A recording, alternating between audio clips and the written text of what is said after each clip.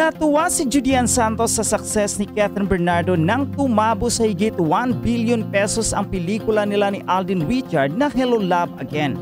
Pinati pa ni Juday si Catherine ng congratulations sa panayam sa kanya ng presko ng lalabas niyang movie ngayong December 25 para sa MMFF 2024 ang Espantajo na ginanap sa Novotel Cubao.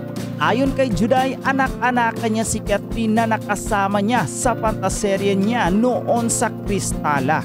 Pero hindi nakaramdam ng pressure si Juday sa kung maapektuhan ba ang kanilang pelikula at iba pang kasali sa MMFF 24 dahil gumastos na ang mga tao sa pelikula ng Katen. Naniniwala si Juday na iba ang maialok ng kanilang pelikula na malayo sa tema ng project ng Katen. Hindi na naghahangad si Juday na pumalo pa sa 1 billion ang kikitain ng festival. Sapat na raw sa kanya kahit 500 million pesos ang maabot ng festival. Samantala, walang takot na nagbigay ng kanyang prediksyon ng isang sidekick. Hinulaan niya ang kapalaran ng Pinoy Love Team sa taong 2025.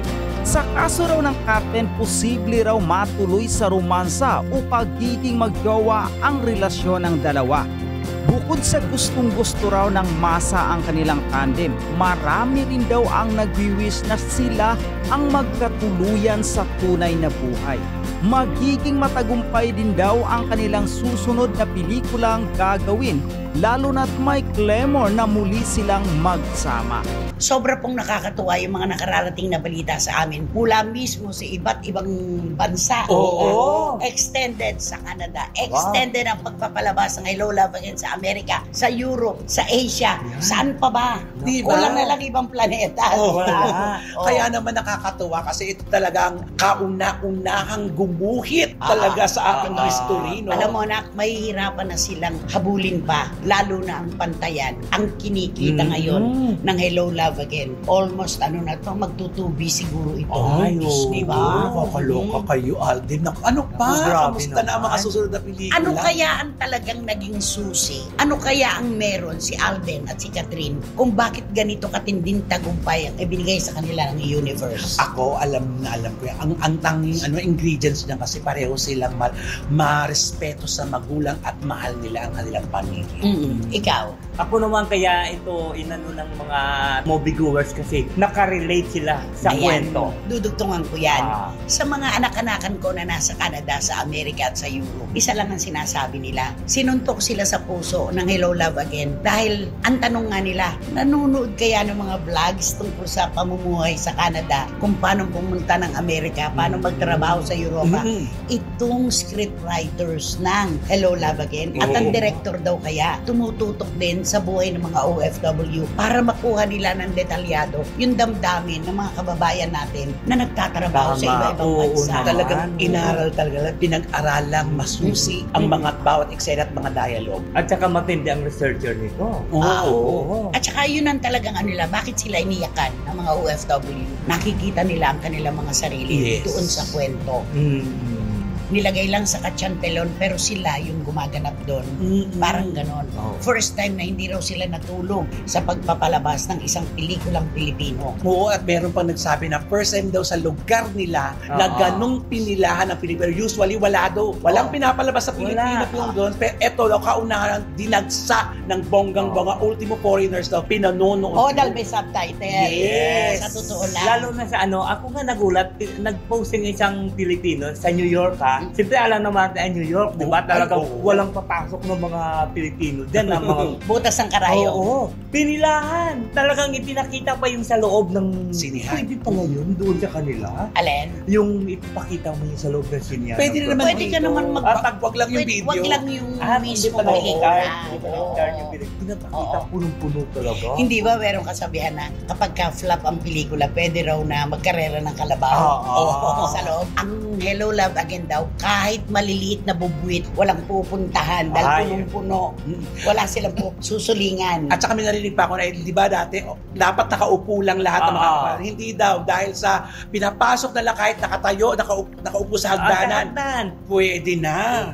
Grabe. At saka sa Canada, lalo na kung saan ginawa ang principal photography sa Calgary, di ba? Inabangan nila talaga ito at talagang lumuluha sila. Noon daw pinanonood lang nila yung shooting. Akala nila ganun-ganun lang. Pero nung mabuo yung kwento, nung ipalabas na, kami pala ito, sabi nila, kami pala ito, buhay pala namin. Siguro pinapanood nila talaga ang buhay namin sa ibang bansa. Kaya iiyakan mo talaga naman. Sabi nga nila, nilagyan lang ng mga love angle, pero kami ito. Kaya kung meron man pong gustong mag-abroad, magtrabaho sa ibang bansa, panuorin niyo po yung Hello Love Again. Oo. Sabi nga ng mga taga-Canada, kailangan lunukin mo ang pride mo kapag ikaw'y nagtrabaho sa ibang bansa. Totoo. Diba? Sabi nga ng isa nag-post doon, may kurot daw sa puso. Totoo. Kaya kailangan daw panuorin ng bawat Pilipino na nasa ibang bansa. At ako tawan-tawa ko, si Juris Doctor Channel sa Amerika, matapos niyang panuorin, nagyakag pa siya ng kanyang mga tauhan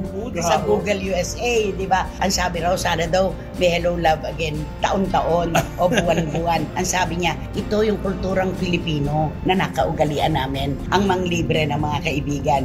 Kaya ang dami na raw gustong magpunta dito sa Pilipinas. Si Wating-Wating sa London, paulit-ulit. Pero si Miss Nags, malilate. Disyembre pa siya makakapanood. Si Baby siya. At least kailangan mo kasi mapanood to. Hindi lang to mapapakinggan mo, dapat panoorin mo para ma-experience mo. Kasi naiinis yung iba pag may nagkukwentuhan, hindi makarelate. Totoo. Bago po kayo mahuli sa balita, kahit late na kayo, kailangan manood po kayo talaga. Correct. Yung kay Catherine, sino kaya ang susunod na pwedeng itambal kay Catherine na pupupugin ulit sa takilya? Ay, alam mo na, inisip ko nga din yan. Di ba pag nagkamali ako, kay Alden, sino kaya ang susunod? Iniisip ko din. Yun talagang iisipin mo. Dahil, alam nga naman buwan-buwan sila gagawa. Di ba? Kaya dito siguro, in fairness, siguro dito napapasok ang teleserye. Yon ang kwento. Meron daw pong binabalangkas na teleserye na pagbibidahan ni Alden at ni Catherine. Ang tanong na lang namin, saan ipapalabas? Ayun. Diba? Alam nga namang sabihin ng GMA, sa amin lang, dala amin si Alden. Alam nga naman sa kapamilya, amin si Catherine Dapat parehas lang. Paano yun ngayon? Pero pero siguro tingin ko sa Channel 7 ipapalabas. Kung matuloy yung teleserye na yun, bakit? Diba? Saan naman ipapalabas yung channel? Kahit gusto nila. Sa TV5! TV5! Sa TV5. Ando naman ang lahat ng bulto ng kanilang mga programa. Batang Quiapo nga, nagna-number 1, nasa TV5. Kasi ito na yung kasunod niyan, pelikulang tagmatagumpay, dapat susunod niyan teleserye matagumpay. Hindi sila pwedeng ihiwalay muna kasi sayang yung chance. Tama. At ang pulang araw ni Alden Richards ay ipadadala sa buwan. Capsule yun. Ibig sabihin, isang makabuluhan. Isang makabuluhan.